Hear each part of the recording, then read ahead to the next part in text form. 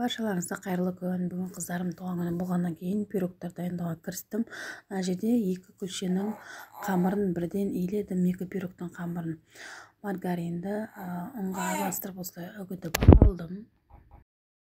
Маргарин бөлме температурасында тұрса жақсы болады. Мен ұнды да көз мөлшерімен қостым. Мына жерде 1,5 маргарин кетті. Сосын кішкене қант қостым, 2 қасықтай, сосын разрыхитель қостым, және де 2 жұмыртқа қостым. Тағы да қайталап айтамын, қыздар, бұл 2 пирогтың қамыры, екеуін бірдей иледім. Егер сізде біреуін істейтін болсаңыздар, 1 жұмыртқа, 1 қасық қант, сондай қосасыздар, 1 маргарин қосасыздар. Міне осындай болу керек, қамыр үгітіліп тұру қажет.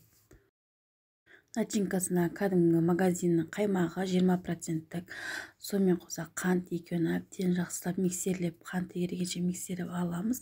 Одан кейін жұмыртқамызды қосып, жақсылап миксерлеп аламыз. Сметана, қыздар, холодильникте мұздай күйінде сақтасаңыздар жақсы болады. Осылай тапамызға мен кәдімгі нан пісіретін тапама істедім. Астын кішкене ғана майлап жібересіздер. Болмаса пергамент қағазы болса, пергамент қағазын төсеп аласыздар. Осылай қолыңызбен жаңа қамырды 20 минуттай холодильникке қойып қоясыздар. Қамырды осылай қолыңызбен істеп аласыз. Жиектен барлығын тегістеп аласыз. Осылай тегістеп алғаннан кейін қамырымызды құямыз. Пешті 180 градуста қыздырып қоямыз алдын ала.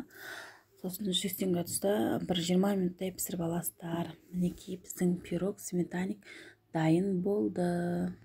Астарыңыз дәмді болсын.